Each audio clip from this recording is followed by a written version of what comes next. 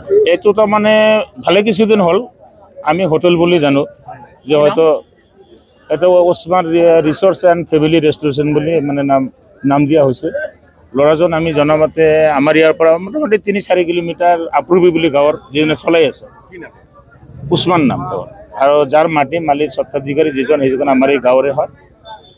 আমি ভাবিছিলোঁ হয়তো ভিতৰত হোটেল চোটেল কিবা হয়তো খোৱা বস্তু হয়তো এতিয়া বেচাকেনি হয়, মানে হয়তো এনেকৈ খাই আছে।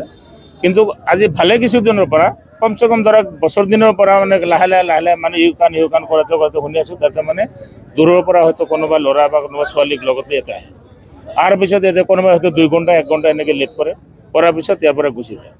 লাষ্টলি আমি যেতিয়া এই বস্তুটো মানে সঁচা মিছাটো প্ৰমাণ কৰাৰ কাৰণে, যেহেতু আমাৰ এটা গাঁৱলীয়া পৰিৱেশ এইটো, আৰু ওচৰে পাঁজৰে বহুত দোকান আছে, দোকানদাৰবিলাকক মই নিজেও সুধিছোঁ, আমাৰ গাঁৱৰ মুখিয়াল মানুহেও সুধিছে যে আচলতে ইয়াৰ ভিতৰত কি হয়, কি চলে।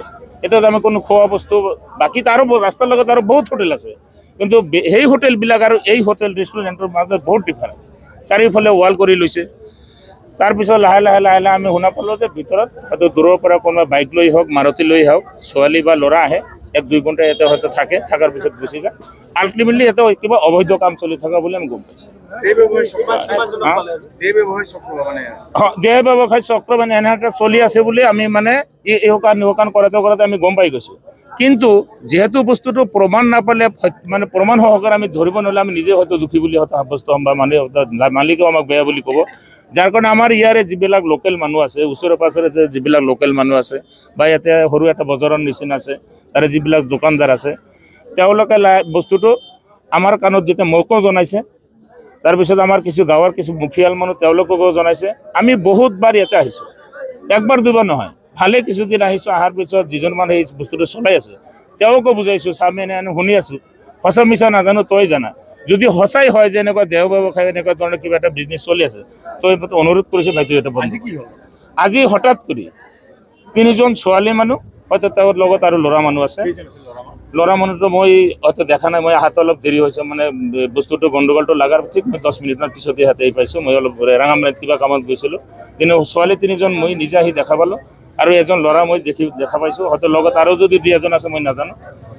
ইয়াৰে মানুহ যিখিনি লোকেল মানুহ আছে বা দোকানদাৰ আছে, বহুত দিনৰ পৰা বস্তুটো একচুৱেলি হাতে মুঠে ধৰাৰ কাৰণে পাং পাতে। আজি তেওঁলোকে যেতিয়া এই ছোৱালী কেইজন আৰু ল'ৰা যেতিয়া ঘৰৰ ভিতৰত সোমাইছে, তেতিয়া আমাৰ ইয়াৰ স্থায়ী বাসিন্দা কিছু যুৱক ল'ৰা তেওঁক হাতে মুঠে ধৰাৰ কাৰণে ভিতৰত প্ৰৱেশ কৰাৰ কাৰণে প্ৰথম অৱস্থাত চেষ্টা চলাইছে। কিন্তু ওসমান নামৰ যিজন মানুহে এই বস্তুটো চলাই আছে, তেওঁলোকে ভিতৰত যোৱাৰ কাৰণে হাক দিছে, দিয়াৰ পিছতো তেওঁলোকে মানা নাই, হয়তো জোৰ জবস্তি সোমাই গৈছে। সোমাই যোৱাৰ পিছত যিটো ৰুমত সেই ছোৱালী কেইজনী আৰু ল'ৰাকেইটা সোমাইছে, সেই দৰ্জাৰ সন্মুখত যোৱাৰ পিছত চাইছে দৰ্জাখন ভিতৰৰ পৰা লক কৰা আছে। তাৰপিছত বাহিৰৰ পৰা হয়তো চিল্লাইছিলে, তেওঁলোকে কৈছে দৰ্জাখন খুলিব লাগে, কি আছে আমি চাম। তেওঁলোকে প্ৰথম অৱস্থাত খুলি দিয়া নাই, বা হয়তো বাধা প্ৰয়োগ কৰিছে, আমি খুলি নিদিওঁ, বা ওসমান নামৰ ল'ৰাজনো যাই তেওঁলোকৰ ওচৰত যাই বাধা প্ৰয়োগ কৰিছে, কিন্তু এই যুৱক কেইজনক মানা নাই। তাৰপিছত দৰ্জাখন তেওঁলোকে খুলি দিয়াৰ কাৰণে বাধ্য হৈ গৈছে। বাধ্য হোৱাৰ পিছত যায়, তাতে 3জনী ছোৱালী, ভিতৰত এটা ৰুমো আছে। এটা ৰুম বুলি নহয়, ভিতৰত সোমালে আমি ইতিমধ্যে দেখা পালোঁ বহুত কেইটা কেবিনৰ নিচিনা বহুত কেইটা ৰুম মানে বনাইছে। তেওঁলোকে যে হাতে মুঠে ধৰিছে, ধৰাৰ পিছত যেতিয়া এটা হুলস্থুলীয়া পৰিৱেশৰ সৃষ্টি হৈছে, আমাৰ ইয়াৰে কিছুমান মানে হয়তো লগে লগে পুলিচ থানাত ফোন যোগে এটা অতিষ্ঠ হোৱাৰ পিছত আমাৰ ইয়াৰ পৰা কোনো হয়তো যুৱক বন্ধু লগে লগে হয়তো পুলিচ থানাত খবৰটো মোবাইল যোগে ফোন কৰি ইতিমধ্যে আমি যিখিনি দেখা পালোঁ, লগে লগে আমাৰ এইটো একচুৱেলি মেৰিয়াৰচৰ থানাৰ মানে অন্তৰ্গত হয় আমাৰ এই জেগাখিনি। মেৰিয়াৰচৰ থানাৰ পৰা লগে লগে 3জনমান ষ্টাফ পুলিচ ইয়াতে আহি উপস্থিত হৈছে। আৰু যেতিয়া আমি বেছিভাগ আৰু ইয়াৰে মানুহ লাহে লাহে যেতিয়া ভিৰটো গেদাৰিংটো বেছি হৈ গ'ল, আমি নিজেও ইয়াতে আহিছোঁ। অহাৰ পিছত আমি পাব্লিকখিনি কণ্ট্ৰল কৰাৰ কাৰণে যিমানখিনি পাৰোঁ আমি চেষ্টা কৰিছোঁ।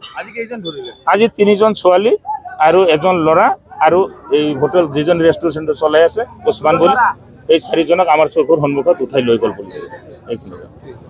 আমি এতিয়া আমি ইয়াৰে যিখিনি পাব্লিক আছোঁ, আমাৰ এটাই কথা হ'ল আইনগতভাৱে এইটো প্ৰমাণ কৰি, যদি সঁচাই তেওঁলোকে এইটো গ্ৰাম্য পৰিৱেশত আমাৰ বহুতো পৰিৱেশটো নষ্ট হৈছে, বেয়া কৰিছে, তেওঁলোকে উপযুক্ত শাস্তি পাব লাগে, আৰু এইটো আজীৱনৰ কাৰণে এই হোটেলখন বন্ধ হৈ যাব লাগে। এইটো আমাৰ পাব্লিকৰ দাবী।